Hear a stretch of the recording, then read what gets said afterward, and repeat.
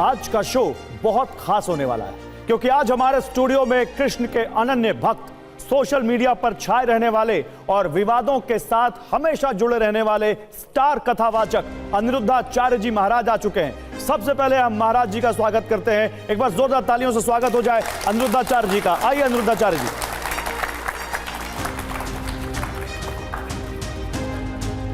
तो अनिरुद्धाचार्य जी हमारे बीच आ चुके हैं। आज अनिरुद्धाचार्य महाराज पर एक बड़ा मुकदमा चलेगा TV9 भारतवर्ष के स्टूडियो में। बहुत सारे सवाल जो आपके मन में है वो आज हम पूछेंगे। अनिरुद्धाचार्य जी के लिए एक बार जोरदार तालियां, तालियों की गड़गड़ाहट रुकनी नहीं चाहिए। अपना स्थान ग्रहण कीजिए अनिरुद्धाचार्य जी। तो देखिए महाराज जी आज हमारे बीच हैं। और महाराज जी आज सबसे पहले तो आपका TV9 भारतवर्ष के इस स्टूडियो में स्वागत है। और तैयार हैं हम आज आप पर मुकदमा चलाने जा रहे हैं? बिल्कुल तैयार हैं। देखिए महाराज जी ने अपनी अनुमति दे दी है, तैयार हैं।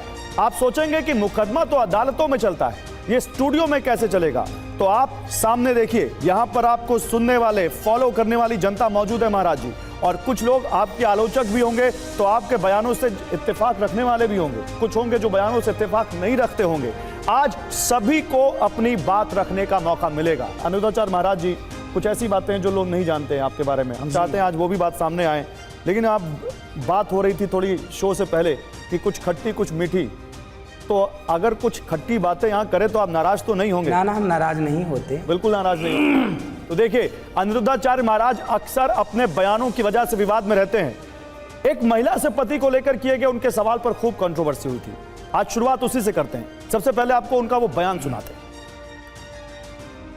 आपकी शादी हो गई? हाँ जी हो गई। पति कितने हैं? पति तो एक ही है। एक है? हाँ एक ही है? हाँ जी हाँ जी। फिर ठीक है। तो जब पति एक है तो दूसरा हो सकता है? फिलहाल तो नहीं। भविष्य में? भविष्य में भी नहीं। और अब बिग वॉल पर इसी से जुड़ा सवाल आपके सामने आएगा। क्या अनिरुद्धाचार्य जी महाराज महिलाओं का सम्मान नहीं करते? ये सवाल आपके सामने देखिए। ये महिला से जो उन्होंने सवाल पूछा, उसके बाद एक सवाल है, क्या अनिरुद्धाचार्य जी महाराज महिलाओं का सम्मान नहीं करते? सबसे पहले तो आपको इसी सवाल का जवाब देना अनिरुद्धाचार्य जी। आप महिलाओं से पूछते हैं कि आपके पति एक हैं, दूसरे भी हो सकते हैं? आप उसके आगे भी तो सुनते, हल्का सा उसके आगे ही उसका उत्तर था।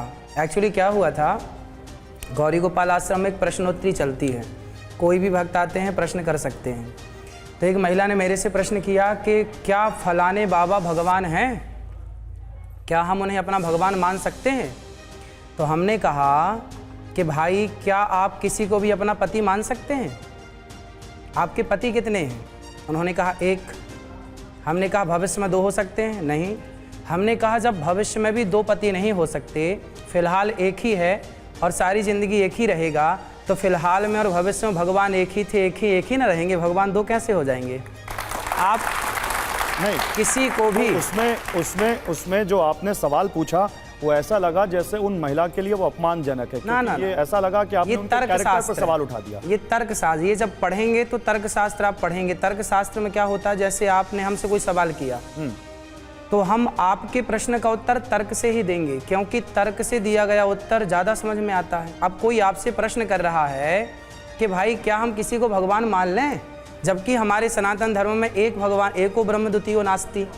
जब ईश्वर एक है तो कोई ये कैसे कह सकता कि भाई भगवान हम दूसरा मान लें, फलाने को भगवान मान लें? तो मैंने पूछा कि भाई क्या आप किसी को पति मान सकती हो? लेकिन सनातन में तो 33 करोड़ देवी देवता है, वो देवता है, भगवान एक, वो देवता 33 करोड़ है। करोड़ मतलब कोटि मतलब प्रकार मानिए, या कोटि मतलब करोड़ मानिए। वो प्रकार करोड़ अलग है। देवता है, अग्नि देवता है, वरुण देवता है, सूर्य देवता, इंद्र देवता है, भगवान राम, कृष्ण भगवान है, शिव, राम भगवान है। ये तो तीन अपने आप हो गए। ना, बात समझिए ना। बिजली को चलाने के लिए 3 तार होते हैं ना, फेस 1, फेस 2, फेस 3, पर बिजली तो एक ही है, 3 भागों में डिवाइड है ना। उसी प्रकार ईश्वर एक है, पर एक परमात्मा को 3 व्यवस्था करनी है। गॉड का फुल फॉर्म क्या है? GOD, G for generator, O for operator, D for destroyer. जब तीनों मिलाएंगे तब ना गॉड होगा। तो एक परमात्मा, एक पावर हाउस 3 प्रकार की बिजली उत्पन्न करता है। फेस 1, फेस 2, फेस 3, उसी प्रकार परमात्मा एक है। वह एक परमात्मा सृष्टि उत्पन्न करने के लिए ब्रह्मा बनते हैं, पालन करने के लिए विष्णु, संहार करने के लिए शिव, हरि हरि और न भेदः, वह तीनों अच्छा, एक इसीलिए अनिरुद्धाचार्य जी भी एक हैं, लेकिन कभी वो काउंसलर बन जाते हैं, कभी वो डॉक्टर बन जाते हैं, कभी वो साइंटिस्ट बन जाते हैं, कभी वो टीचर बन जाते हैं, ऐसा है। भगवान एक थे, एक हैं, एक ही रहेंगे। ये समाज में बड़ी कंफ्यूजन है हमारे सनातन धर्म में कि हमारे तो 33 करोड़ भगवान हैं। हाँ। भाई भगवान 33 करोड़ नहीं हो सकते। अच्छा देखिए, अभी से ही लोग आपसे सवाल पूछने को आतुर हैं यहाँ पर। आप सवाल लेने को राजी हैं? हाँ हाँ बिल्कुल। ठीक है, तो मैं एक सवाल ले ही लेता हूँ पब्लिक से, एक एक करके लोगों को भी इनकॉर्पोरेट करेंगे इस डिबेट में। लोग सवाल पूछना चाहते हैं, क्या सवाल है आपके मन में? बोलिए। अनिरुद्धाचार्य जी, शो में आने के लिए धन्यवाद। आपने 3 जो गॉड की परिभाषा कही, जनरेटर, ऑपरेटर एंड डिस्ट्रॉयर। मैं जनरेटर से संबंधित सवाल पूछ रहा हूँ। ऋग्वेद को आप सनातन तो मानते होंगे? बिल्कुल, वेद हमारे सनातन हैं जी। ऋग्वेद में एक श्लोक है, आपने सुना ही होगा, ब्रह्मण्यो अस्य मुखमासीद बाहुराजन्य कर्ता उरु तदस्य यद वैश्य पद्मन्या शूद्रो अजायकर। बिल्कुल। तो इसका क्या मतलब है वो भी बता दीजिए। ब्राह्मणोस्य मुखमासीद बाहु राजन्यः कृतः उरु तदस्य यद वैश्यः पद्भ्यां शूद्रो अजायत। जी, ये श्लोक है। तो इसका मतलब ये है कि हमारे क्रिएटर ने ही हमें 4 भागों में बांट दिया गया व्यवस्था के लिए। व्यवस्था के लिए। तो जो आज के शूद्र हैं, जो व्यवस्था, आज शूद्र हैं कि नहीं है? बिल्कुल है ना। आज आप मानते हैं कि कुछ लोग शूद्र 4 हैं? भाग है ना, ब्राह्मण, हाँ। क्षत्रिय, वैश्य, शूद्र, ये चारों व्यवस्थापक। वो उनके पैरों से, क्रिएटर के पैरों से पैदा हुए हैं। किनके? ब्रह्मा जी के। बता रहे हैं, श्लोक का अर्थ समझिए। भगवान के मुख से ब्राह्मण, भुजाओं से क्षत्रिय, जंघा से वैश्य, उरु तदस्य यद वैश्यः पद्भ्यां शूद्रो अजायत, चरणों से शूद्र। अब बताइए कि हमारे चरण यदि हमसे अलग कर दिए जाएं तो क्या हम परिपूर्ण हैं? हमारे हाथ हमसे अलग कर दिए जाएं तो क्या हम परिपूर्ण हैं? हमारी जंघाएं या हमारा मुख हमसे अलग कर दिया जाए तो क्या हम परिपूर्ण हैं? वह एक पिता है, एक परमात्मा है। उस एक परमात्मा की 4 संतान हैं, जो चारों की उत्पत्ति अलग अलग जगह से हुई। ठीक है, 1 मिनट, मैं इस पर आता हूं, लेकिन अनिरुद्धाचार्य जी पर एक ही मुकदमा नहीं है। अनिरुद्धाचार्य जी, आप पे स्त्री विरोधी होने के और भी इल्जाम है और भी आरोप है। मैं आपको सामने दूसरा इल्जाम लेकर आता हूं। जब अनिरुद्धाचार्य महाराज के विवादित बयानों की चर्चा चली है तो उनका एक और बयान सुनवाते हैं। उन पर आरोप है कि वो महिलाओं की मॉडर्न ड्रेस के खिलाफ हैं। महिलाएं जो आजकल जो मॉडर्न ड्रेस पहनती हैं वो उनको पसंद नहीं है। सुनाइए जरा। आज हम किसी बहन से कहें कि बहन कपड़े पूरे पहन लिया करो, अरे महाराज जी अपनी सोच बदलो। आप ही खोल खोल के दिखाएंगे तो देखने वाले का जा क्या रहा है। अब लड़कियां ये कहें कि महाराज जी आप अपनी सोच बदलो। हाँ, हमने सोच बदली, हम नहीं देखेंगे, पर हम नहीं देखेंगे ना, जमाने को तो आप नहीं सिखा सकते ना, समझा सकते। इसीलिए आप अपना पानी बरस रहा है, तुम बारिश को तो नहीं रोक सकते, पर छतरी लगाकर अपना बचाव कर सकते हो। आज समझदारी यही है कि शरीर में कपड़े ऐसे पहने जाएं जो मर्यादित हों। अनिरुद्धाचार्य जी पर ये अब अगला सवाल दिखाइए। क्या अनिरुद्धाचार्य महाराज को मॉडर्न महिलाओं से दिक्कत है? महाराज जी वो तो कहती है माई लाइफ माई चॉइस। आप कौन हो गए? उनका शरीर, उनके कपड़े। हाँ हाँ, तो हमें क्या दिक्कत है? बिल्कुल, आप जो पहने वो भी मत पहनी, हमें क्या दिक्कत है? हमें कोई दिक्कत नहीं है। आपने कहा अभी कि जो छोटे कपड़े हमें तो पहनती है, केवल उनको देखो, नहीं माँ बाप पहनना अपने बच्चों को समझा सकते हैं, तो हम समझा रहे हैं कि भाई जो अच्छा है वो पहनो। शरीर ढकने की परंपरा। अच्छा ये बताइए, क्या हमारे बुजुर्ग, बाप दादे, पुरखे, क्या वो पागल थे जिन्होंने परंपराएं बनाई कि भाई अब देखो जितने पुरुष यहाँ बैठे सबने कपड़े पहने हैं, ऊपर से लेकर नीचे तक, आपने भी पूरे कपड़े पहने हैं। तो ये मर्यादा है ना। मैं भी यहाँ बैठा हूँ कपड़े पहन के, कपड़े उतार के बैठूं तो क्या मर्यादा? मैं हाफ शॉर्ट्स भी पहनता हूँ, जहाँ पे जो पहनने लायक होता है वहाँ पहनता हूँ। हाँ हाँ, तो वो एक मर्यादित जगह पे ना पहनते हैं, सब जगह तो पहन के नहीं घूमते। नहीं, लेकिन मैं किसी से पूछ के नहीं पहनता, मुझे जो अच्छा लगता है मैं पहनता हूँ। भाई बात या मुझे कोई बताता नहीं है। पूछ के पहनने की नहीं है, बात यह है कि समाज में जब आप निकलते हैं ना तो आप मर्यादित होके निकलें। एक मर्यादा की बात है कि हर बाप, हर माँ अपनी बेटी को और बेटों को मर्यादित पहनाए, क्या पहनाना है क्या नहीं, हमें क्या दिक्कत है। अभी तो बॉलीवुड के लोग बिल्कुल निर्वस्त्र होकर फोटो खिंचा रहे हैं, नहीं खिंचा रहे हैं, आपने देखा? बॉलीवुड में तो बहुत कुछ हो रहा है, उस पर हमारे पास एक सेगमेंट है, उस पर हम बात करेंगे कि बॉलीवुड से बाबा को दिक्कत क्यों है। लेकिन तो पहले वो भाई तो महिलाओं पे रहते निर्वस्त्र हैं, इससे यहाँ जो क्या महिलाएं होगा? बैठी हैं, क्या वो बाबा से इस बारे में बात करना चाहती हैं? कुछ आप लोग इस बारे में सवाल पूछना चाहते हैं जो बाबा ने कहा है? सहमत हैं आप इससे? सहमत हैं आप लोग? सहमत है। तो महिलाएं यहाँ पर सहमत है, लेकिन कुछ बहुत सारी महिलाएं जो सोशल मीडिया पर लिखती हैं जो आपसे सहमत नहीं है। होगा, सबका अपना अपना विचार है। हाँ बोलिए, एक मिनट। आप लोग में जो सहमत है वो हाथ उठाएं। क्यों सहमत है? नहीं, महिलाएं आप बोलिए मैम, आप क्यों सहमत हैं? सभी को अपने वस्त्र मर्यादित पहनने चाहिए। मैं तो खुद साड़ी पहनती हूँ, इसलिए मैं क्या बोलूँ।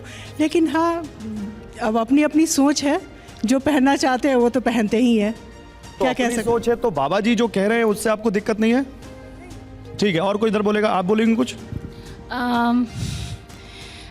मैं ये पूछना चाहती हूँ कि अगर मतलब जो जैसे कपड़े आप कह रहे हैं, अगर उस तरह के ना पहने तो फिर लड़कियों का जैसे बॉलीवुड में है और मूवीज़ में है, थोड़ा मॉडर्न ड्रेस अगर ना पहने तो फिर वो मूवी कैसे चलेगी, कैसे काम चलेगा? महाराज जी इसका जवाब।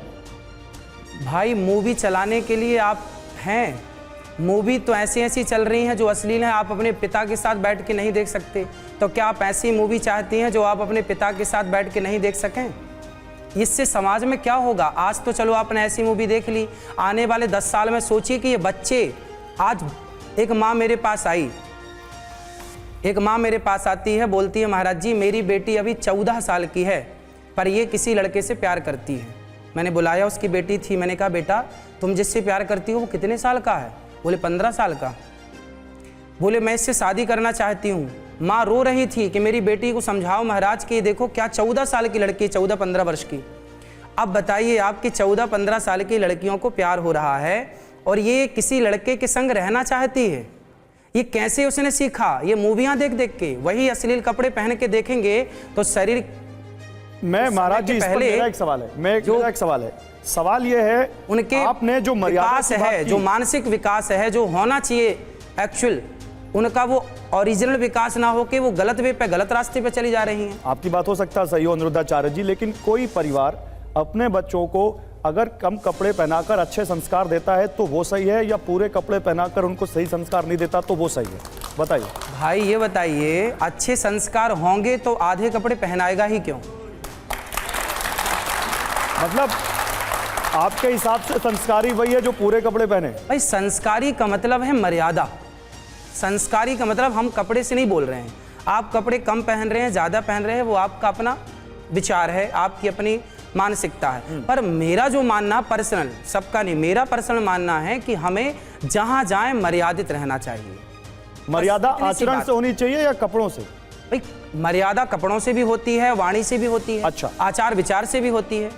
ठीक है। अगला जो एक आप मुद्दा मैं लेकर आने वाला हूं, अगला जो आरोप आपके ऊपर है महाराज जी, ये तो बहुत ज्यादा वायरल है, काफी लोग इस बारे में बात करते हैं। मुझे भी काफी मैसेज आया जब मैंने कहा कि आज अनिरुद्धाचार्य जी से मेरा यहाँ पर थोड़ा सवाल जवाब का सिलसिला है। एप्पल का आईफोन दुनिया भर में इस्तेमाल होता है, लेकिन सवाल है कि ये नाम कहां से आया। अनिरुद्धाचार्य महाराज ने इसका भी एक जवाब दिया है, पहले वो आपको सुनाते हैं उनका जवाब। संत हुए हैं हमारे भारत में बड़े दिव्य, नीम करोली वाले बाबा जी। उनके पास एक शिष्य आया अमेरिका का। उसने बोला गुरुजी हम कोई फैक्ट्री डालना चाहते हैं, बताओ क्या उसका नाम हो और क्या। तो महाराज जी के पास वहां एक एप्पल रखा हुआ था, सेब। तो महाराज जी ने सेब को खाया और खा के चेले को पकड़ा दिया, ये रहा तेरी फैक्ट्री का सैंपल। बस खाया हुआ एप्पल महाराज जी ने दिया उस अमेरिका के शिष्य को। उसने उस खाए हुए एप्पल को इतना बड़ा ब्रांड बना लिया कि आज पूरी दुनिया में सबसे बड़ा ब्रांड है उसका।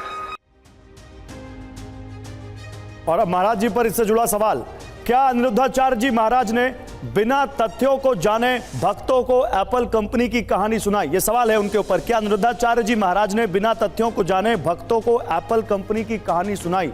महाराज जी ये आपके बाद में कैसे आया, कहां से आपने ये तथ्य जाना कि स्टीव जॉब्स को नीम करोली बाबा ने खाया हुआ एप्पल दिया था? एप्पल बनाने वाले जो मालिक हैं, जो भी हैं, वो नीम करोली आश्रम आए थे कि नहीं, पहले आप ये बताइए। जी आए थे, आए थे, मिले थे। उनकी संतों के प्रति बड़ी श्रद्धा थी। किससे मिले थे? नीम करौली वाले बाबा जी से, महाराज जी से। नहीं मिले थे। आप सर्च कीजिए, आप स्टडी कीजिए इसको, आपको पता लगेगा कि जब वो परेशान होते थे, जब वो उदास होते थे, जब उनकी कंपनी घाटे में जाती थी, तो वो नीम करौली आश्रम जरूर आते थे। नहीं, मैं इस बात से इनकार नहीं कर रहा, मैं आपको एक तथ्य दिखाता हूँ। नीम करौरी बाबा के आश्रम स्टीव जॉब्स आए थे, जरा दिखाइए यहाँ पर आए थे। लेकिन जब वो आए थे तब क्या नीम करौरी बाबा थे? क्योंकि भाई तथ्य ये कहते हैं कि नीम करौरी बाबा की 1973 में वृंदावन में मृत्यु हो गई थी। अच्छा। और स्टीव जॉब्स 1974 में नीम करौरी के दरबार गए थे। तो जब नीम करौरी बाबा जिंदा ही नहीं थे अनिरुद्धाचार्य जी, तो उन्होंने मुलाकात कब कर ली और अपना खाया हुआ एप्पल या सेब कब उनको दे दिया? जो मैंने सुना था, उस सुनने में ये शायद हो सकता है कि ये गलत हो, पर ये बात तो थी कि वो आते थे और आश्रम में। चलो देखिए, जरूरी नहीं है कि संत हों, संतों का स्थान उनके ना रहने पर भी वो स्थान शक्तियों से परिपूर्ण होता है। और वो वहां आए, बात मायने रखती है कि वो वहां आए। संत जी से भेंट हुई नहीं हुई वो अलग मुद्दा हो सकता है। वो मैंने जो सुना था, सुनाने वाले ने मेरे को गलत सुना दिया हो। तो मुझे मेरे एक जानने वाले ने ये सवाल पूछा है कि आपको ये तथ्य कौन बनाकर देता है? क्या आपको लगता है कि आपको गलत तथ्य दिए जा रहे हैं? देखिए, या आप कहां से ये प्रेरणा, ये तथ्य कहां से लाते हैं आप? हो सकता है कि बात सुनी, ये इतना तो सत्य है कि वो आते थे आश्रम, आप भी मान रहे हैं जी। अब इसके बाद वो मिलना हुआ नहीं मिलना हुआ, वो बात किसी ने बताई, हमने सुनी। शायद हमें उद्देश्य ये नहीं था कि उन्होंने एप्पल खा के दिया, उद्देश्य ये था, समाज को समझाना ये था कि दुनिया के सबसे बड़े ब्रांड का व्यक्ति, दुनिया का सबसे अमीर व्यक्ति भी संतों के चरणों में आकर बैठ करके संतों से सीख लेता है। तो आप भी अपने बच्चों को संतों के पास भेजा करो, ये उद्देश्य है, समझाना। ये एक बात कहना चाहता हूँ, ये अच्छी बात है, इस बात में पॉजिटिविटी है कि इन्होंने इस बात को माना कि इन्होंने कहीं से कुछ ज्ञान गलत ले लिया और वो गलत ज्ञान था, तो वो उस बात को मानते हैं। और मैं चाहता हूँ एक बार इनके लिए इसलिए जोरदार तालियां होनी चाहिए अनिरुद्धाचार्य महाराज जी के लिए। लेकिन ये वो तथ्य मान रहे हैं कि ये गलत तथ्य था, और आप आगे से जब भी ऐसे तथ्य रखेंगे तो उनको चेक जरूर करेंगे अनिरुद्धाचार्य जी। बिल्कुल, आपकी बात से हम सहमत हैं। हाँ। परंतु हमारा उद्देश्य कहने का सिर्फ इतना है कि संतों से जो आजकल के बच्चे दूर हो रहे हैं, इसी से वो संस्कारहीन हो रहे हैं। यदि वो संतों से जुड़ते तो संस्कार जरूर पाते। ठीक है, एक आपके सामने एक और यहाँ पर इल्जाम चलेगा, इल्जाम है आपके ऊपर। अच्छा, एक महिला कुछ पूछना चाहती है, एक मिनट, मैं चाहता हूँ उनका नाम जरूर। आप भी कुछ पूछना चाहते हैं? महाराज जी, आपकी फैन फॉलोइंग बहुत तगड़ी है, हमारे स्टूडियो में भी लोग लगातार आपसे पूछना चाहते हैं। जी बोलिए। सर, मैं ये पूछना चाहती हूँ कि सारे संत नीम करौली बाबा जैसे नहीं हो सकते। आपने बोला ना कि संतों से जुड़ना चाहिए। हाँ। पर आप इस बात से अग्री करते हो कि सारे संत नीम करौली बाबा के जितने हम उनको नहीं, हर कोई उतने प्योर नहीं हो तो सकता। हर आदमी वो एप्पल वाले मालिक भी तो नहीं हो सकते। क्या बात है जी, बोलिए, क्या कह रहे हैं आप? आगे आइए, बताइए बताइए। आचार्य जी से सवाल है, उन्होंने अभी स्वीकार किया, जोर से बोलिए। उन्होंने स्वीकार किया, माइक दे दीजिए। उन्होंने स्वीकार किया कि उन्होंने ये बात कहीं सुनी हुई थी, तो क्या आपको लग नहीं रहा आप आस्था के नाम पे अंधविश्वास को बढ़ावा दे रहे हैं? लाइए। इसमें क्या अंधविश्वास है बेटा? आखिर वो आदमी पहुंचा तो ना आश्रम में, इसमें अंधविश्वास क्या है? हम आपसे कह रहे हैं कि बेटा माँ बाप की सेवा करो, हम कह रहे हैं कि अपने माँ के पाँव दबाया करो, तंबाकू ना खाया करो, सिगरेट ना पिया करो, शराब ना पिया करो, तो क्या ये बताना अंधविश्वास है? और जो खुलेआम गुटखा बेच रहे हैं वो बड़े अच्छे हैं। ठीक है, अब नहीं, तर्क वितर्क नहीं, एक मिनट, ये आप क्या बोल रहे हैं, बोलिए। जो आपने बात करी मर्यादा की, जो आप लोगों को चीज़ें बताते हैं, उसकी भी कोई मर्यादा होनी चाहिए कि नहीं? कि ऐसा है कि आप कुछ भी बोल दें और लोग, क्योंकि लोग आपको सुनने आते हैं। ठीक है, बताइए। कुछ भी नहीं बोला जाता। अभी एक सवाल का जवाब दे। कुछ भी नहीं बोला जाता, जो तथ्य होते हैं वो बोले जाते हैं, शास्त्रोक्त जो बातें बोली जाती हैं। हाँ, समझाने के लिए समझाने का तरीका अलग हो सकता है, समझाने के तरीके में अंतर आ सकता है, पर भाव में अंतर नहीं आ सकता। उद्देश्य तो अपने सिद्धांत को पुष्ट करना है। ठीक है, आपने नहीं, अभी इस पर बात करेंगे। वो गए तो थे, नहीं स्टीव, जो अभी बहस मत करिए आपस में, आपने सवाल पूछ लिया, उन्होंने जवाब दे दिया, क्योंकि बहुत सारे अभी ऐसे हम एक मुद्दे पर अटक जाएंगे तो बहुत सारे अभी जो दूसरे आरोप हैं वो रह जाएंगे, और इन्होंने मान लिया कि वो तथ्य गलत थे, इसलिए मुझे लगता है बात वहीं पे खत्म करनी चाहिए। आगे बढ़ते हैं अब इनके ऊपर, क्योंकि आपने गुटखे की, खैनी की, सिगरेट की, नशे की बात की है। भारत नशा मुक्त कैसे हो, इस पर बाबा का संदेश क्या है, जरा ये भी सुन लीजिए आप।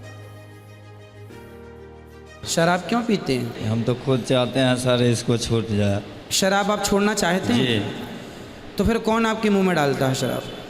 दोस्त यार हो जाता है, कोई ना कोई जिद कर देता है सर। ये दोस्त यार जो आपको शराब पिलाएं वो आपके दोस्त कैसे हो सकते हैं? जो आपको गलत रास्ता बताए वो आपका दोस्त है कि दुश्मन? इसलिए आपका दोस्त मैं हूँ। ये दास अनिरुद्ध को अपना दोस्त बनाओ, आज से हम आपके दोस्त। और जो आपको शराब पिला रहे हैं ना, वो आपके दोस्त नहीं है। और देखिए इसी पर एक सवाल है, क्या अनिरुद्धाचार्य जी महाराज की अच्छी बात भी लोगों को बुरी लगती है? एक सवाल ये भी है। आप अच्छी बात करते हैं लेकिन कई बार आप ऐसे शब्दों का इस्तेमाल कर जाते हैं कि लोगों को बुरा लग जाता है। आपने कह दिया गुटखा खाने वाले लोग 2 कौड़ी के होते हैं, शराब पीने वाले लोग 2 कौड़ी के होते हैं, तो आपके हिसाब से महान होते हैं?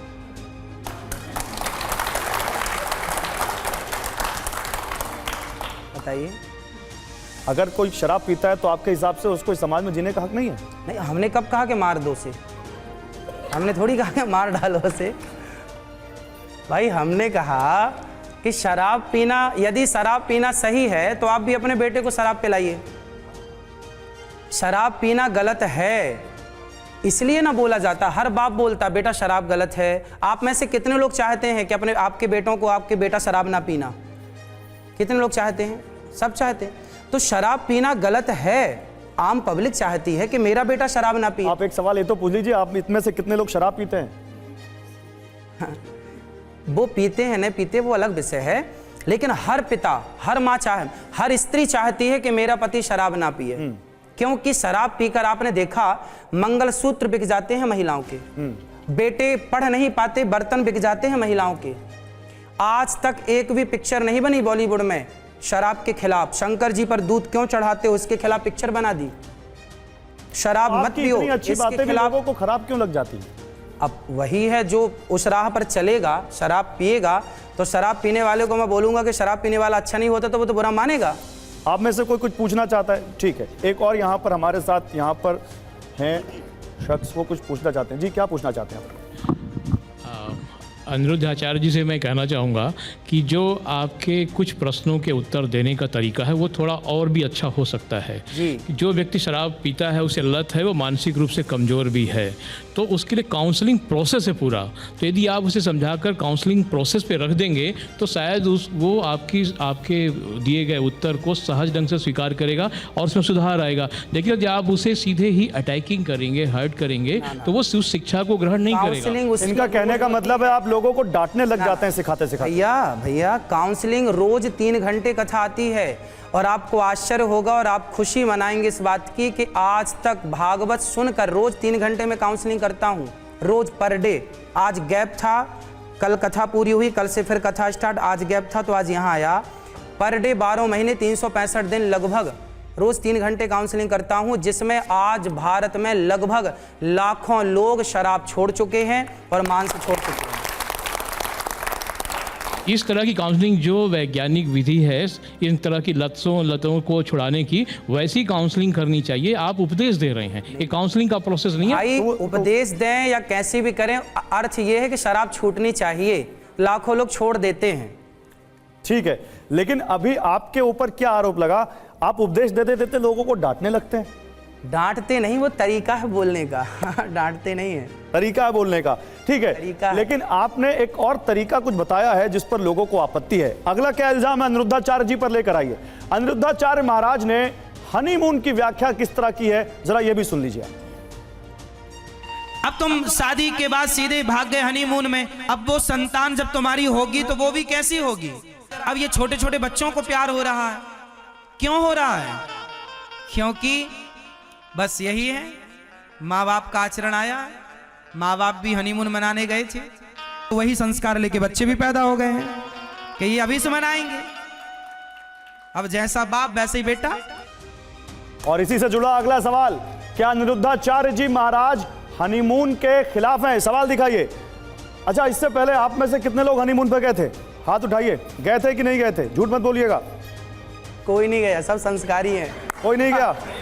महाराज जी, कोई नहीं गया इनमें से? सब संस्कारी हैं। लेकिन जो हनीमून पे जाते हैं, क्या वो गलत होते हैं?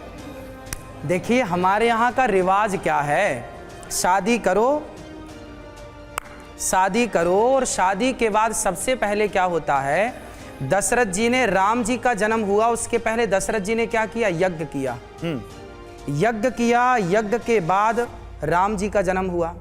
हमारे भारत में जो परंपरा है वो ये रही कि जब हम विवाह करते हैं तो सबसे पहले हमारी अर्धांगिनी आती है और हम सब दोनों कुल देवताओं का, कुल देवियों को प्रणाम करते हैं, ग्राम देवताओं को प्रणाम करते हैं, भगवान के चिंतन के साथ, भगवान की शरणागति करके फिर अपना गृहस्थ जीवन स्टार्ट करते हैं। हम विवाह क्यों किए? अब मैं आपसे एक सवाल कर लूं, आपने विवाह किया है? जी।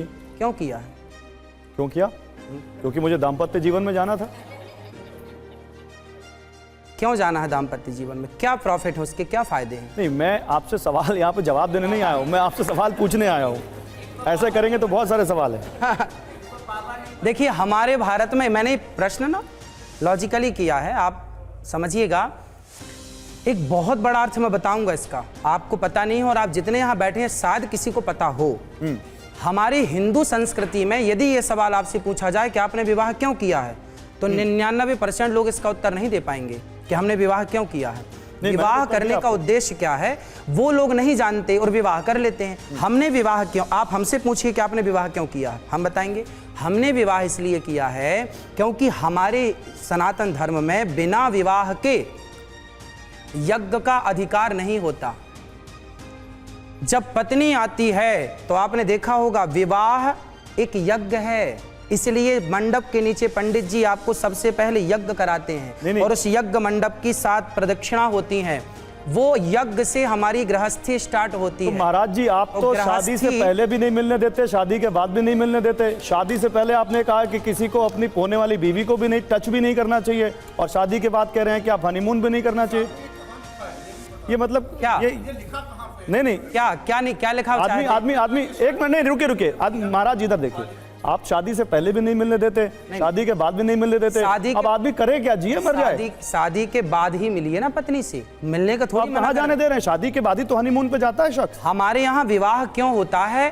क्योंकि विवाह के बाद ही, आप देखिए हमारे वेदों में, जब आपने पूछा ना कहाँ लिखा है, मैं आपको बता रहा हूं, मैं जो भी बोलता हूं प्रमाण के साथ। जब भगवान राम ने माता सीता को वनवास भेजा, माता सीता वनवास गई, उस समय भगवान राम ने यज्ञ किया था। वशिष्ठ जी से कहा कि मैं यज्ञ करना चाहता हूं, क्या मुझे यज्ञ की इजाजत है? वशिष्ठ जी ने कहा आपको यज्ञ की इजाजत नहीं है। क्यों? क्योंकि यज्ञ की इजाजत तब मिलेगी जब आपकी पत्नी आपके पास होगी। एक मिनट बोलने दीजिए। जब आपको यज्ञ की इजाजत मिलेगी जब आपकी पत्नी पास में होगी। तो बोले मेरी पत्नी तो है पर वनवास में है, बोले लेके आओ, बोले ला नहीं सकते, अब वो मजबूरन हालात आप सब समझते हैं। तब फिर भगवान राम को सोने की सीता बनानी पड़ी। और अब बताइए, राम तो भगवान थे ना, पर भगवान को सोने की पत्नी बनाकर बिठालना पड़ा, तब उन्हें यज्ञ का अधिकार मिला। आप यज्ञ करना चाहते हैं तो ना पुरुष अकेला यज्ञ कर सकता है, ना स्त्री अकेली यज्ञ कर सकती है। हम सबको गृहस्थ को ही यज्ञ का अधिकार है। सामान्य हवन पूजन कर सकते हैं। हनीमून से आएगा फिर यज्ञ कर लेगा, क्या दिक्कत है? भाई शुरुआत अच्छी हो, शुरुआत अच्छी होगी तो भविष्य अच्छा होगा, समझिए। अच्छा, यज्ञ करके जिंदगी तो आपको घूमनी है, कौन मना करेगा? यज्ञ पूजा करके हनीमून पे चला जाए तो दिक्कत नहीं है आपको? यज्ञ करके चला जाए हनीमून? हाँ, यज्ञ करे, पूजा, जो घर के कुल देवताओं को तो प्रणाम करे। पहले जमाने में जो ऋषि मुनि होते थे जो शादी नहीं करते थे वो यज्ञ नहीं करते थे, आप ये कह रहे हैं? क्या मेंशन किया, क्या बोला? सामान्य जो विशेष बड़ा यज्ञ है वो यज्ञ गृहस्थ, इसलिए वशिष्ठ जी गृहस्थ थे। अच्छा, अब इसमें यज्ञ का भी अकॉर्डिंग टू द कन्वीनियंस चीजें हैं कि आप कब शादी करेंगे तो कौन सा यज्ञ करेंगे, शादी नहीं करेंगे तो कौन सा यज्ञ। ठीक है, ओके। सवाल के शास्त्रों में इसका वर्णन है। यदि आप शास्त्रों पे बिलीव करते हैं तो आप मानिए कि वशिष्ठ जी, हमारे जितने अधिकाधिक संत हुए हैं वो सभी संत गृहस्थ थे। सभी संत हमारे अधिकाधिक गृहस्थ थे। और गृहस्थ क्यों थे? क्योंकि गृहस्थ के बाद ही हम यज्ञ के अधिकारी होते हैं, और हमारा यज्ञ है ईश्वर को पाने के लिए, और ईश्वर को पाने के लिए हमारी पत्नी हमारी सहयोगी है। तो ईश्वर के प्राप्ति के लिए हम लोग विवाह करते हैं, ना कि भोग विलास के लिए। लेकिन आप हनीमून पे जाने पे दिक्कत नहीं है आपको लोगों को जा सकते हैं, हाँ या ना? अभी बोला नहीं आपने? हाँ हाँ, अपना जा सकते हैं भाई, दे दिया इन्होंने, बोल दिया। इत्यादि भगवान को प्रणाम कीजिए, फिर शुरू कीजिए गृहस्थी। 1 मिनट में आ रहा हूँ। अब आपके लिए हमारे पास एक स्पेशल रैपिड फायर राउंड है, और रैपिड फायर राउंड में आपको बस तुरंत मैं आपके सामने एक सवाल के कुछ विकल्प दूंगा, आपको उन विकल्पों को चुनना है, बीच बीच में मैं आपको बताता रहूंगा। सबसे पहले पहला सवाल देखिए, जो सबसे पहला सवाल आ रहा है वो देखिए, बिग वॉल पर आज गया, कलयुग में किसे फॉलो करना चाहिए? ये है वो सवाल, राम या कृष्ण? एक ही है दोनों, इन दोनों को यदि आप अलग कर देंगे तो पूरी व्यवस्था बिगड़ जाएगी। आपको ना, मैं एक नहीं चुन सकता, मैं दोनों को, दोनों, मेरी आंख दो है, मैं आप कहो कि एक आंख को चुन लो, एक को छोड़ दो, मेरी आंख है दोनों, ये राम भी मेरी आंख है, कृष्ण भी मेरी आंख है।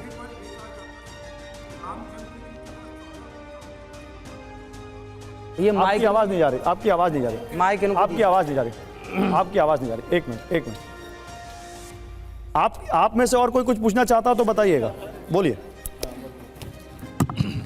पहले तो महाराज जी के चरणों में कोटि कोटि प्रणाम।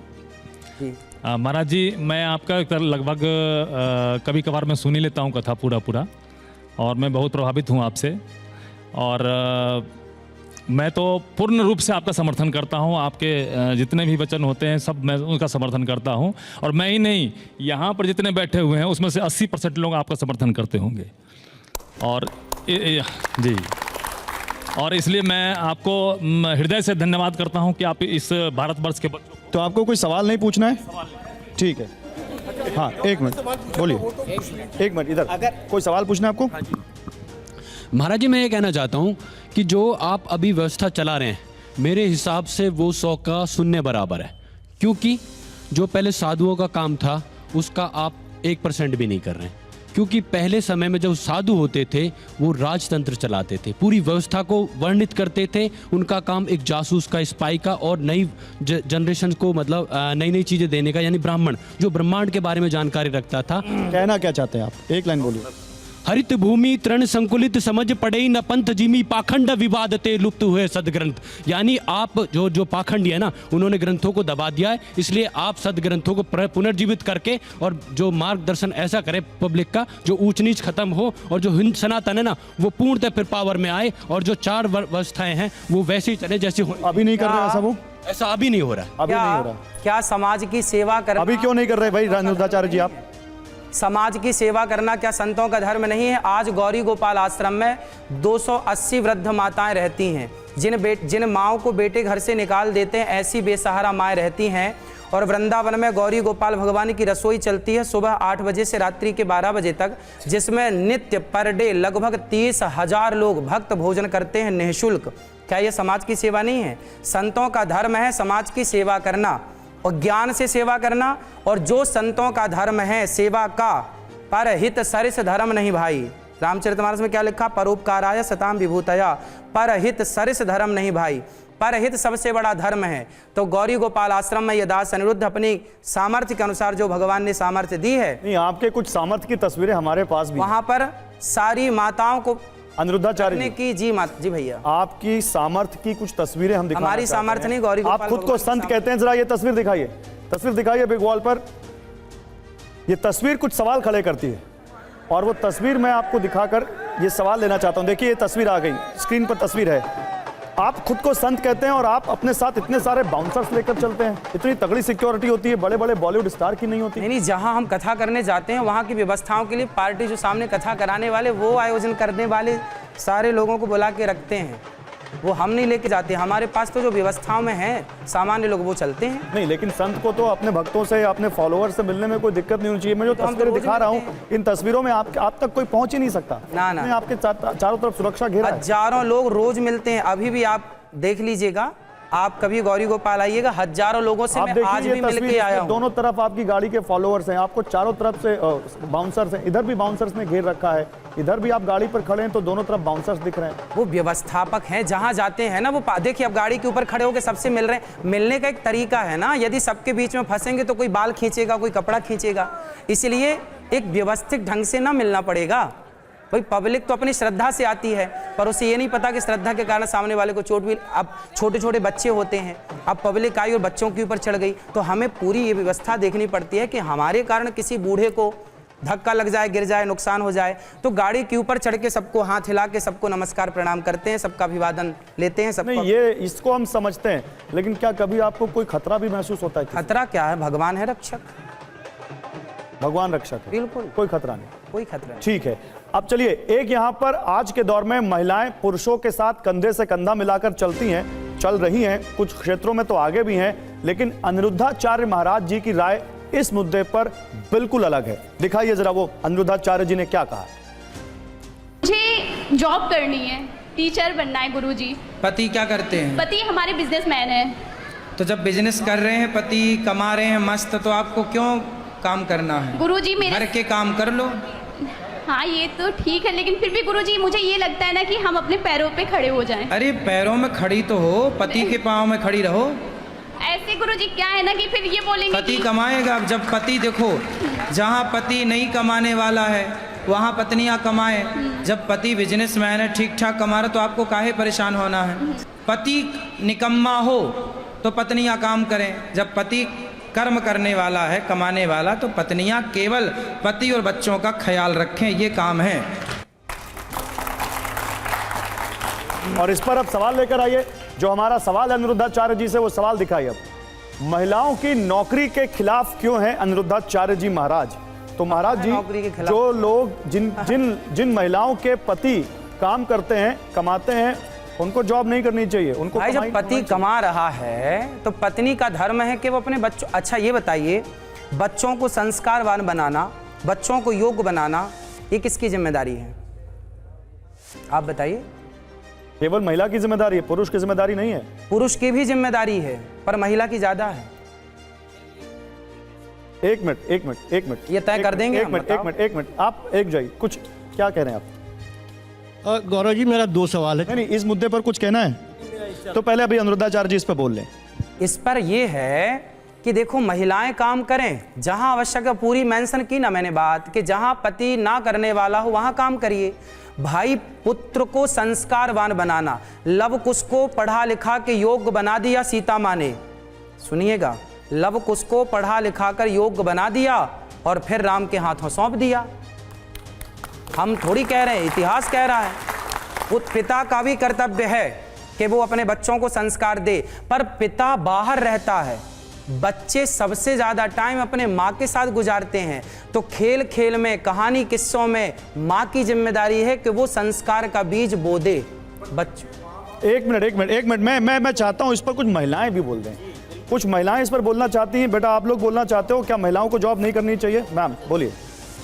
आज का जो युग है, चाहे शहरों में जो लोग रहते हैं महाराज जी, इतना महंगा है, कोई किराए पे रहता है, कोई कुछ रहता है, तो अपने सिर्फ वो साधन के लिए कमाते हैं ताकि हम अपने परिवार का अच्छे से पालन कर सकें, संस्कार भी दे सकें और उनका पालन कर सकें, क्योंकि धन की कमी हो जाती है शहरों में रहने के कारण, तो वो सुविधापूर्ण जी सकें, इसलिए महिलाएं नौकरी करती हैं। बिल्कुल कमाना चाहिए, हमने कम मना किया कि नहीं कमाना है, कमाओ, परंतु ये बताओ कि माँ बाप दोनों कमाते हैं। एक विचारिक सामान्य, मैं एक किसी और हिसाब से बात नहीं कर रहा हूँ, एक सामान्य आपका अपना बन के बात कर रहा हूँ। मैं आपका अपना हूँ, आप मेरे अपने हैं। एक विचार कीजिएगा कि पिता भी कमा रहा है, माँ भी कमा रही है, बच्चे दादा दादी के पास हैं या बच्चे किसी तीसरे पर्सन के पास हैं, तो बताइए उन बच्चों को माँ बाप की ज़रूरत पड़ती है या नहीं? उन बच्चों को भी माँ का लाड़ चाहिए, एक बार उन बच्चों की तरफ भी तो देखिए कि उन बच्चों को भी माँ चाहिए, पिता चाहिए। तो माँ बाप को थोड़ा सा पैसे की तरफ से मन कम करके बच्चों को ज़्यादा संस्कार देना, क्योंकि माँ बाप की प्रॉपर्टी बच्चे ही हैं। यदि वो संस्कारवान हो गए, मैम कुछ बोलना चाहती हैं, तब तो बहुत अच्छे हो गए। एक मिनट बोलिए। गुरुजी प्रणाम जी। मैं महिलाओं से ये कहना चाहती हूँ कि जो नौकरियाँ तो करती हैं, पहले चलिए आगे बढ़ाती हूँ, तो वहाँ पर एक घर में 10 परिवार रहते थे, एक बाप कमाता था, 10 परिवार को लेकर के चलता था, 10 का पेट भरता था। आज का डेट में है 10 लोग कमा रहे हैं, एक का भी पेट नहीं भर रहा है। क्यों? क्योंकि देखिए आज माँ भी जाके नौकरी कर रही हैं, बच्चे इधर उधर भटक रहे हैं, उनको भी तो परवरिश करना जरूरी है ना। बिल्कुल, वही तो हम कह रहे हैं कि बच्चों को समय देने की जरूरत है। नहीं, लेकिन एक सवाल इधर से भी बोलिए। नहीं, केवल माएँ ही क्यों परवरिश करेंगे, बाप क्यों नहीं करेगा? एक जमाना, बिल्कुल आप कह रहे हैं लव और कुश, वो दोनों बेटे थे राम जी के, अगर एक बेटी भी होती तो उन दोनों की बराबरी की बात करेंगे कि नहीं करेंगे आप? ठीक है भाई, पिता भी संस्कार देता है। मैंने ये कब कहा कि पिता बिल्कुल हाथ पल्ला झाड़ ले, पर बात ये समझिए आप कि माँ की जिम्मेदारी ज्यादा है, पिता की जिम्मेदारी भी है। हम ये थोड़ी कह रहे कि नहीं है जिम्मेदारी, पर बच्चे माँ के, आप में से कितने लोग ये मानते हैं कि बच्चे सबसे ज्यादा समय माँ के साथ गुजारते हैं? तो भाई जिसके साथ बच्चे समय गुजारेंगे वो पहले की दादी के, आपकी भी दादी ने आपको किस्साएं सुनाई होगी, कहानियां सुनाई होंगी। वो किस्से कहानियों के द्वारा पहले के दादा दादी क्या करते थे? संस्कार का बीज बोते थे। नहीं, तो एक सवाल इसमें एक और आया। सवाल ये आया कि मान लीजिए महिला कमा रही हो और पुरुष घर पर रहकर बच्चों की परवरिश करे, तो अनिरुद्धाचार्य जी को दिक्कत तो नहीं है कोई?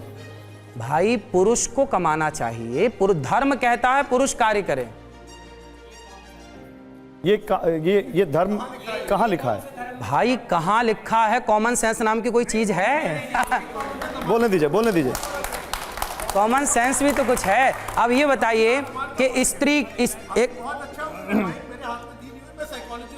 अच्छा नहीं, एक मिनट, अभी आपका ऑडियो नहीं आ रहा, अभी आपका अनिरुद्धाचार्य जी का ऑडियो नहीं आ रहा। आप नहीं, ऐसे बहस नहीं करनी है, हम बहस नहीं करनी। समझिए, एक सवाल एक जवाब। अभी मैंने जो सवाल पूछा, पत्नी कमाए और पति घर में बैठा रहे, इसे कौन सही ठहराता है?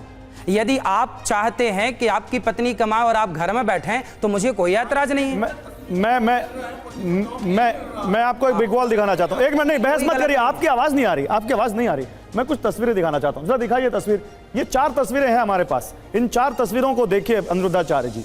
ये पेप्सिको, दुनिया की सबसे बड़ी कंपनियों में से एक, उसकी CEO रह चुकी हैं इंदिरा नूई। किरण मजूमदार शाह, बायोकॉन, बहुत बड़ी बायोकेम फर्म है देश की, उसकी संस्थापक हैं, फाउंडर हैं। फागुनी नायर, नायका एक बहुत बड़ा डिजिटल प्लेटफॉर्म है ऑनलाइन, जहां कॉस्मेटिक प्रोडक्ट्स मिलते हैं और बहुत सारे लोगों को रोजगार दे रही हैं, ये उसकी फाउंडर हैं। विनीता सिंह, सह संस्थापक, कॉस्मेटिक कंपनी, आपने इनको टीवी पर देखा होगा, बहुत सारे लोगों के वेंचर्स में ये इन्वेस्ट करती हैं। अगर ये लोगों ने यही सोच लिया होता कि मुझे अपने बच्चों की परवरिश करनी है, तो इतनी बड़ी बड़ी कंपनियां जो हजारों लोगों को नौकरियां दे रही हैं वो तो खड़ी नहीं होती। और ऐसा भी नहीं है कि इनके बच्चे अच्छे तरीके से बढ़े नहीं या इनके बच्चों को अच्छे तरीके से परवरिश नहीं मिली, ये भी वो भी वेल सेटल्ड है। हाँ, तो देखिए यदि आप मैनेज कर पाते हैं तो आप काम भी कीजिए और परिवार को भी मैनेज कीजिए, इसमें क्या बुराई है? यदि बात मैनेज की है कि आप कितना मैनेज कर पाते हैं, यदि आप काम को मैनेज कर पाते हैं और बच्चों को मैनेज कर पाते हैं तो आप उत्तम हैं, आप बेस्ट हैं।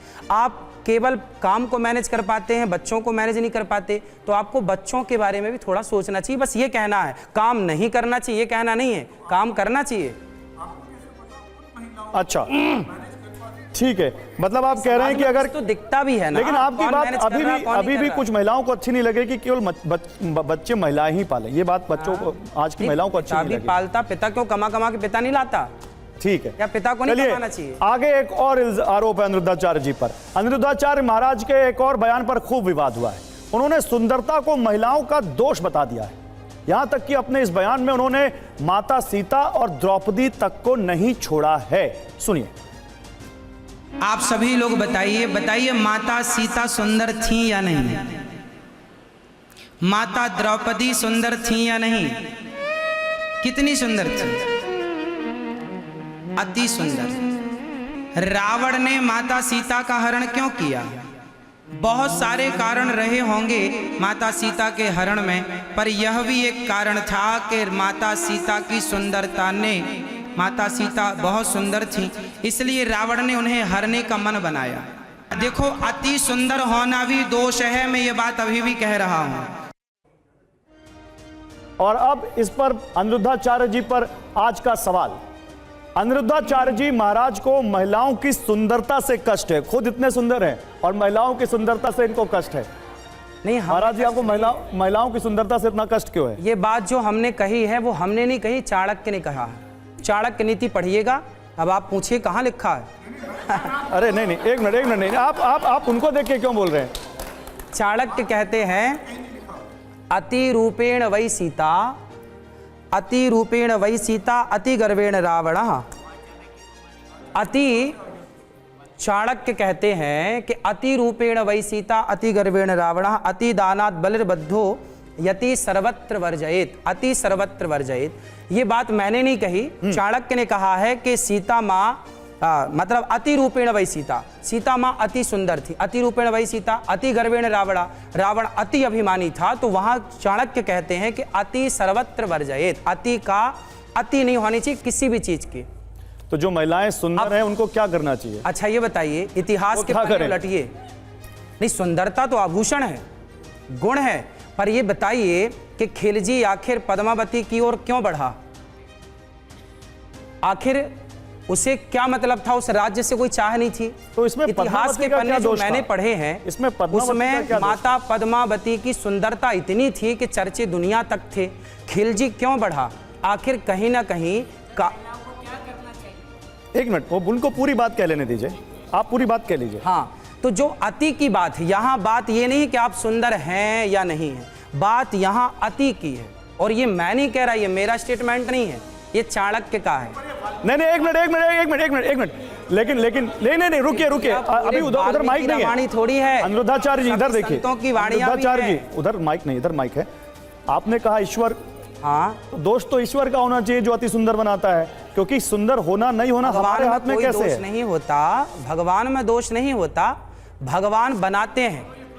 अब सभी संत लोग अपना अपना मत देते हैं, चाणक्य ने अपना मत दे दिया, ये तो चाणक्य की बात है। नहीं, तो चाणक्य के मत को आपने सही मान लिया, लेकिन मैं आपसे क्या चाणक्य के मत को आप सही नहीं मानते? आपने चाणक्य नीति आज पढ़ी जाती है, कॉमन सेंस की बात की, तो उस कॉमन सेंस में ये बात मैं पूछ रहा हूं कि सुंदर होना नहीं होना किसी बच्चे या किसी महिला के हाथ में कैसे है? वो पैदा हो गया, जैसी भगवान ने मुहूर्त दे दी वैसा पैदा हो गया, अब वो सुंदर है, अति सुंदर है, ये तो ईश्वर ने तय किया। क्या दिक्कत है? किसी को दिक्कत नहीं है। जी बोलिए। आचार्य जी से एक मेरा निवेदन है कि जब भी मैं आपको टीवी पे देखता हूँ, सुंदर गौरवर्ण मुस्कुराता हुआ चेहरा, इतना सुंदर सजीला, और जब भी आप भागवत कथा कहते हैं बड़ा अच्छा लगते हैं आप, और सुनने का मन भी करता है। लेकिन जो ही आप शास्त्र सम्मत विधियों से अलग हट के आप प्रवचन के मुद्रा में आते हैं, अक्सर आप प्रश्नों के घेरे में आ जाते हैं। चाहे वो अभी एप्पल के आईपैड की बात हो, चाहे बिस्किट खाने की बात हो, या फिर रोजगार की बात हो, या फिर महिलाओं के बारे में आपने द्रौपदी और सीता माता के बारे में जो उदाहरण दिया। मेरा मानना यह है कि शास्त्रों से अलग इतर जब प्रवचन में आप घुसते हैं तो ये जोन आपका नहीं है, तो वहां जाना ही क्यों? ये कह रहे हैं एक लाइन में। चाणक्य नीति जो है वो चाणक्य के जो विचार हैं क्या है, जब आप राजनीति करते हैं या कोई भी कार्य करते हैं तो आप एक पुस्तक नहीं पढ़ते। हम तो मुंशी प्रेमचंद्र को भी पढ़ते हैं, हम तो गबन गोदान भी पढ़ते हैं। तो क्या हम केवल चाणक्य को ना पढ़ें? चाणक्य ने यदि नहीं पढ़ें तो फिर चाणक्य नीति बाजार में बिकती है, तो चाणक्य नीति जो लिखी है, भाई जो लिखा वो तो कहा जाए। नहीं महाराज जी, वो ये कह रहे हैं, महाराज जी सुनिए, महाराज जी वो कह रहे हैं कि आप कथा बांचने से आगे डेंटिस्ट, साइंटिस्ट, डॉक्टर, डाइटिशियन, क्यों हमारे शास्त्रों में सब बन जाते हैं। साइंटिस्ट वैज्ञानिकों की बात केवल आप करें, हम ना करें। हमारे यहाँ जब 1903 में पहला विमान बनाया राइट ब्रदर्स ने, उसके पहले 1885 में दलपति जी ने विमान बनाया, उसके पहले रावण के पास पुष्पक विमान था, उसके पहले सतयुग में करदम जी के पास कामक विमान था। केवल विज्ञान की बात आप करें, हम क्यों ना करें भैया? नहीं तो विज्ञान क्यों ना बात करें? हमारे शास्त्र में विज्ञान भरा पड़ा है, क्यों ना बात करें? अब हम विज्ञान की बात करेंगे तो आप क्या? अच्छा, मैं आपको एक तस्वीर दिखाना चाहता हूं, लेकिन विज्ञान भागवत पुराण से, वेदों से विज्ञान प्रकट हुआ है। नहीं, बिल्कुल सही बात है, वेद से विज्ञान प्रकट हुआ है, लेकिन विज्ञान तथ्यों को मानता है और कई बार तथ्य गलत हो जाते हैं। दे तो रहे हैं कि दलपदे जी ने पहले विमान बनाया, इस पे पिक्चर मूवी बन। अच्छा, एक तथ्य मैं और दिखाना चाहता हूं, मुझे लगता है मुझे वो तथ्य भी दिखाना चाहिए, क्योंकि यहां पर अगर हम इतने सारे सवाल पूछ रहे हैं अनिरुद्धाचार्य जी से, तो अनिरुद्धाचार्य जी के ऊपर जो आप आरोप लगा रहे हैं तो उनके कुछ और चीजों को भी आपको जानना पड़ेगा, एक तरफा बात नहीं होगी।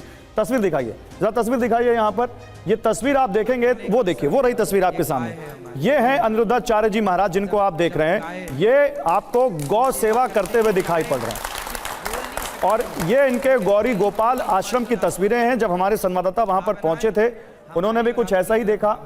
वो तस्वीर आप जो देख रहे हैं ये अनिरुद्धाचार्य जी की एक और शख्सियत है और कई सारी गायें इनके आश्रम में रहती हैं। कितनी गायें होंगी आपके आश्रम में? 350 के लगभग। और ये आप उनकी सेवा कर रहे हैं? जी जी। ये रोज करते हैं आप ऐसा? रोज। और गौरी गोपाल गुरुकुल में 125 विद्यार्थी भी रहते हैं, 125 बच्चे। नहीं, वो हम दिखा रहे हैं। अगली तस्वीर दिखाइए, अगली तस्वीर दिखाइए जरा। गौरी गोपाल आश्रम की एक और तस्वीर दिखाइए। और वो तस्वीर जब आप देखेंगे तब आप देखेंगे कि इनकी शख्सियत का एक और पहलू है। और इसीलिए हम कह रहे हैं कि हम एक तरफा बात नहीं करेंगे, हम सब तरफ की बात करेंगे। ये वृद्ध महिलाएं आपके आश्रम में रहती हैं और जानकारी के मुताबिक 280 महिलाएं। 280 वृद्ध माता। ये कौन सी महिलाएं महाराज जी? कौन है? वो माताएं हैं जिनको बेटे घर से निकाल देते हैं, अपने बेटे घर से निकाल देते हैं, सेवा नहीं करते। ऐसी बेसहारा लाचार माएँ कहीं सड़कों पर मिलती हैं, कहीं कहीं। सबको लाके गौरी गोपाल आश्रम में सेवा की जाती है। इनको आप आश्रम में रखते हैं? इनकी दवाई, भोजन, नाश्ता, चाय, पानी सब कुछ निःशुल्क। सब आप ही क्या रहती हैं? सब आप ही क्या रहती हैं? सब गौरी गोपाल आश्रम में रहती हैं। भगवान सब सेवा करते हैं, दास निमित्त बना हुआ है। इनकी व्यवस्था कैसे करते हैं आप? सब होती है, सब ठाकुर जी करते हैं, भगवान करते कराते। क्या बात है। चलिए एक और तस्वीर दिखाइए, एक और तस्वीर दिखाइए गौरी गोपाल आश्रम की, जहां से महाराज जी, जहां पे महाराज जी का जो आश्रम है वृंदावन में। और वो तस्वीर देखिए, ये तस्वीर है, ये रसोई मुझे दिख रही है। यहाँ पर लोगों को आप ये क्या बांट रहे हैं अनिरुद्धाचार्य जी? एकादशी के दिन ये एकादशी का बढ़ता है, बाकी नित्य दाल चावल सब्जी रोटी खीर पूरी सब। ये रसोई की तस्वीर है शायद आपके यहाँ, ये आपके आश्रम की रसोई चल रही है शायद। हाँ। ये कितने लोगों का खाना बनता है? लगभग 30,000 लोग पर डे भोजन करते हैं। 30,000। आप कभी आके देखिए, मेरी बातों बिल्कुल यकीन मत कीजिएगा। मुफ्त खाती हैं? मुफ्त खाते हैं सबके लिए निःशुल्क। सुबह 8 बजे से रात्रि के 12 बजे तक खुला है, कभी भी आके चेक कर सकते हैं। आपके रिपोर्टर भैया लोग गए थे, सबने देखा। नहीं, मुझे लगता है इन कामों के लिए तो एक बार तारीफ होनी चाहिए अनिरुद्धाचार्य जी, एक बार उनके लिए तालियां बजनी चाहिए। प्रवचनों के दौरान कुछ बातें जो उन्होंने कही वो काफी वायरल हैं, जिन पर बाद में मीम्स बने हैं। तो ऐसे ही कुछ मीम्स से अब आप शुरुआत करते हैं, आपको वो सुनाते हैं जो उनके वायरल बयान है। इतनी सुंदर हूँ मैं क्या करूँ? तू डूब के मर जा रे चुल्लू भर पानी में। मैं गुरुजी बनना चाहती हूँ आपकी। बिल्कुल आप बन जाओ मेरी गुरुजी। राधे राधे गुरुजी, मेरे चरणों में आपका कोटि कोटि प्रणाम। सुख शांति नहीं रहती है और लड़ाई झगड़ा होता है जरा जरा सी बात पे। किससे? पति पत्नी बच्चे सबसे। तो आपकी पत्नी भी है? पत्नी हमारी। मराठी बोलिए ना आप, मराठी में बात कीजिए। माझ्या आईने थोडेसे पैसे दिलेत गोशाळेसाठी। हमने जो बोला समझ में आया? नहीं। जो आपने बोला वो भी हमें समझ में नहीं आया। जो हमने बोला वो आपका हिसाब बराबर। आपका विवाह नहीं हुआ? नहीं हुआ। अब आपके विवाह ना होने से आपका शरीर इस प्रकार से सूखा हुआ।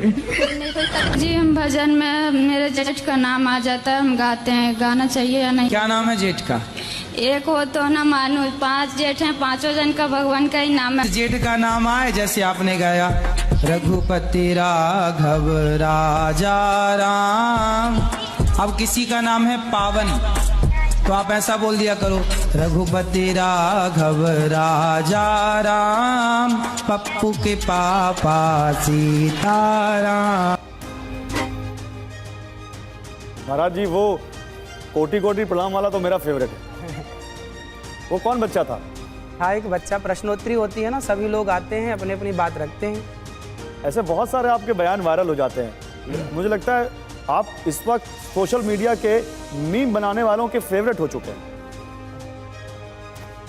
सबका चलना चाहिए। तो उन लोगों से कुछ कहना चाहते हैं आप? बस सभी लोग अच्छी चीज़ें ज़रूर, यदि नेगेटिव पक्ष है तो एक पॉजिटिव पक्ष भी दिखाना चाहिए। और सबको ये भी बताना चाहिए कि गौरी गोपाल आश्रम में सेवाएं कितनी होती हैं। आज मुझे बहुत अच्छा लगता है कि गौरी गोपाल आश्रम में 125 बच्चे जिनके माता पिता गरीब हैं, या किसी के पिता नहीं है, किसी की माँ नहीं है, किसी के माँ बाप दोनों नहीं हैं, ऐसे बेसहारा बच्चे 125 जो यहाँ निःशुल्क पढ़ते हैं, उनका रहना खाना पढ़ना लिखना सब फ्री। तो 125 बच्चे वहाँ गुरु परंपरा में पढ़ते हैं, गुरुकुल में पढ़ते हैं। तो ये अच्छा लगता है कि चलो समाज के काम हम आ रहे हैं, जो ईश्वर ने लायक बनाया है, जितनी सेवा हो सके वो कर लेना चाहिए। और जीवन देखो हंसते मुस्कुराते गुजारना चाहिए, छोटी छोटी बातों का इशू नहीं बनाना चाहिए। बातें हैं नहीं, आपकी मुस्कान तो वैसे भी बहुत सुंदर है, लोग आपकी मुस्कान के भी फैन हैं। कसमें, वादे, प्यार, वफा सब बातें हैं, बातों का क्या। छोटी छोटी बातों को दिल से महाराज नहीं जी, लगाना चाहिए। वर्ल्ड कप जीती है टीम इंडिया, क्रिकेट देखते हैं आप?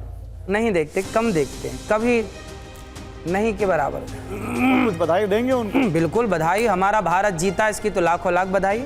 बस हमारा भारत जीतना चाहिए बस। क्या बात है।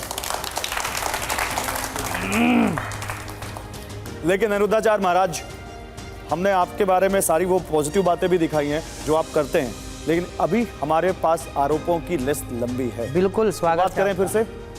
चलिए देखिए, अनिरुद्धाचार्य महाराज का महिलाओं पर एक और आपत्तिजनक बयान आया था।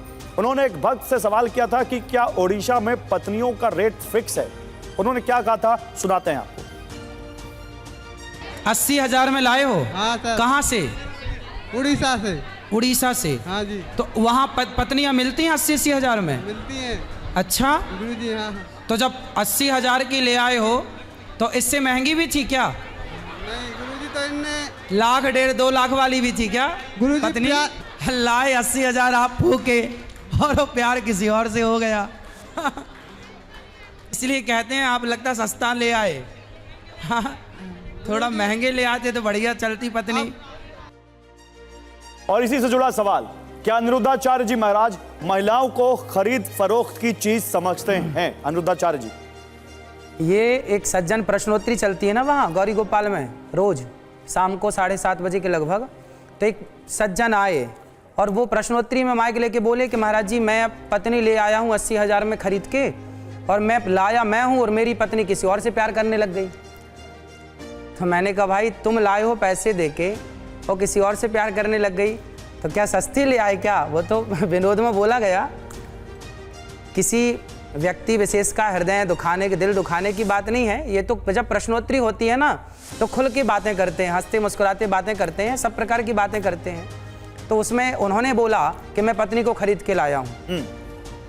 तो अब वो लाए होंगे कहीं से 80,000 की, अब लाए वो हैं और उस पत्नी को किसी और से प्यार हो गया। तो हमने कहा भाई तुम्हारा तो नुकसान हो गया, लाए तुम हो, प्यार किसी और से हो गया उसे। तो ये सब लेकिन एक सवाल है मेरा इस पर लोगों से, क्या महाराज जी को जो लोग सुनते हैं, समझते हैं, काफी लोग हैं, क्या महाराज जी को मजाक में भी ऐसी बात कहनी चाहिए? क्या आप लोगों का क्या कहना है? एक मिनट बोलिए। राधे राधे महाराज जी। राधे। चंदन झा, मजाक में देखिए, आपको 80 करोड़ लोग फॉलो करते हैं और मैं जहाँ तक जानता हूँ जो चंद 125 ही महात्मा होंगे जो इन लोगों को धर्म के बारे में हमें जानकारियाँ देते हैं। तो इस हिसाब से आपकी जिम्मेदारी और ज़्यादा बढ़ जाती है और हम आपसे उम्मीद करते हैं जो हमारे जितने भी युवा आजकल बच्चे जो हैं उनको हमारे धर्म का सही ज्ञान हो, ऐसा कोई उपाय आप करें जिससे कि उनको सही ज्ञान मिले, जिससे कि आज हम जो पश्चिमी सभ्यता की तरफ भागते जा रहे हैं वो हम कम कर पाए। नहीं, लेकिन मजाक में क्या महाराज जी को ऐसा कहना चाहिए? नहीं, मजाक तो नहीं करना चाहिए क्योंकि आपको लोग फॉलो करते हैं और आपकी हमें बातों मजाक करने का अधिकार नहीं है। ठीक, हमें मजाक करने का अधिकार नहीं है।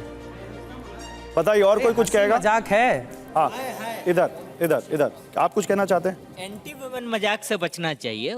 बदलते वक्त के अनुसार आप खुद महाराज हैं तो आपको बेहतर पता होना चाहिए कि आज के समाज में जो महिलाओं के प्रति हंसने की बात हो वहाँ हंस लेना चाहिए। एक मिनट सुन लीजिए, महिलाओं के प्रति जो आपके शास्त्रों में भी ढेर सारी ऐसी बातें लिखी हुई हैं जो आज के दिन में आपत्तिजनक है। ठीक है, तो बाबाओं से भी गुजारिश है कि वो बदलते वक्त के अनुसार अपनी सोच बदलें। ठीक है महाराज जी, इस पर कुछ कहेंगे आप? अनिरुद्धाचार्य जी, सोच तो बदल ही रहे हैं, कह तो रहे हैं समाज को कि सब लोग अपनी सोच बदलो, केवल साधु संत अपनी सोच बदलें। क्या समाज की जिम्मेदारी नहीं है कि समाज भी अपनी सोच बदले? और समाज भी, आज हमारे भारत में कितना तेजी से नशा बढ़ रहा है, क्या ये चिंता का विषय नहीं है? हर बच्चा, हर जवान लगभग नशा कर रहा है, लगभग 10-20%, 5% आप छोड़ दीजिए। क्या ये चिंता का विषय नहीं है? क्या समाज को केवल संतों को ही अपने विचार बदलने चाहिए? क्या समाज को अपने विचार नहीं बदलने चाहिए? क्या समाज को गलत राह से निकलकर सही राह पर नहीं आना चाहिए? क्या समाज को ऐसी मूवियों का बहिष्कार नहीं करना चाहिए जो अपने पिता के साथ बैठ के ना देखी जाए? ठीक है, एक इस पर महाराज जी एक और आपके ऊपर आरोप लग गया है और आरोप आपके ऊपर है बिस्किट को जहर बताने का।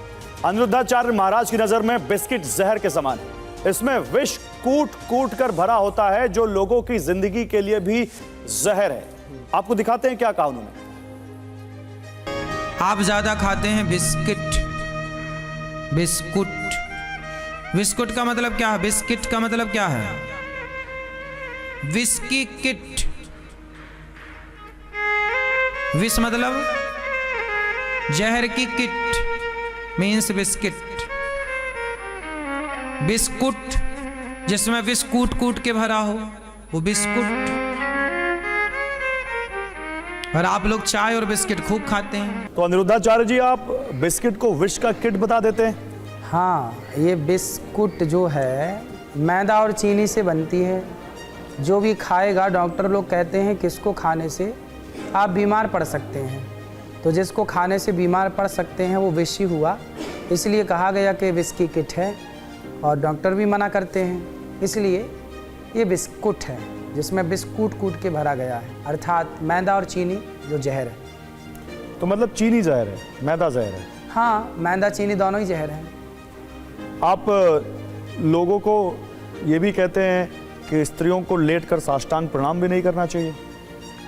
हाँ, लेटकर प्रणाम नहीं करना चाहिए। इसके लिए ये देखिए कि श्लोक है, शास्त्रों में जो कहा गया है वही हम कहते हैं, उसके अतिरिक्त तो कुछ नहीं कहते। शास्त्रों में लिखा है कि ब्राह्मणस्य गुदम शंखम शालिग्रामम च पुस्तकम वसुंधरा न सहते कामनी कुछ मर्दनम। ये देखिए आप, इसका ये श्लोक जो है इसको आप ध्यान से देखिए। पहले ये पुरानी प्राचीन, ये देखिए फोटो है, किसी मंदिर की फोटो है। इस तरह से प्रणाम किया जाता है। महिलाएं इस तरह से, इसको जूम करके आप दिखा सकते हैं। इसको जूम करके आप दिखा सकते हैं। ये देखिए, पुरुष ऐसे प्रणाम करता है और महिलाएं इस तरह से प्रणाम करती है। पुराने मंदिरों की फोटोग्राफ से। और श्लोक हो गया जी। अर्थ, ब्राह्मणों का पृष्ठभाग संघ शालिग्राम धर्म ग्रंथ, मतलब हमारे शास्त्र, धर्म सिंधु नाम के ग्रंथ में ये वर्णन है। तो जो लिखा है वही कहा जा रहा है, कुछ अलग नहीं कहा जा रहा है। नहीं, लेकिन लोग उसमें ये सवाल पूछ रहे हैं कि आजकल महिलाएं सेना में भी शामिल होती हैं। सेना में उनको कई तरह की ट्रेनिंग लेनी पड़ती है। उसमें कई बार ऐसी स्थिति में उनको लेटकर कई जगह पार भी करना पड़ता है, तो वो क्या करें? आपातकाल में दोष नहीं है। अच्छा, आपातकाल में दोष नहीं है। आपातकाल में तो आप ठीक है, सेना में हैं और आपको करना है वो कार्य तो करना ही है। फिर भी भगवान को प्रणाम करने की बात है। सेना में भर्ती हो के आप कार्य कर रहे हैं, वो देश का कार्य, वो ठीक है। पर भगवान को प्रणाम लेट कर नहीं करना, उसका मैंने प्रमाण के साथ बात जो कहता। मुद्रा एक होती है इसलिए सवाल पूछा। हाँ? मुद्रा एक होती है। हाँ। तो चलिए, अनिरुद्धाचार्य महाराज मशहूर कथावाचक जो अपने ऊपर लगे तमाम आरोपों का यहाँ पर उन्होंने खुलकर जवाब दिया। महाराज पर मुकदमा हम यहीं पर रोकते हैं, लेकिन इस वादे के साथ कि आगे भी महाराज हमारे साथ ऐसे ही एक और मुकदमे में जरूर शामिल होंगे। आएंगे महाराज जी आप? जरूर जरूर जरूर। चलिए, बहुत शुक्रिया आपका हमारे साथ जुड़ने के लिए और हमारे इस कार्यक्रम में शामिल होने के लिए। एक बार जोरदार तालियां अनिरुद्धाचार्य जी के लिए। नमस्कार महाराज। राधे राधे।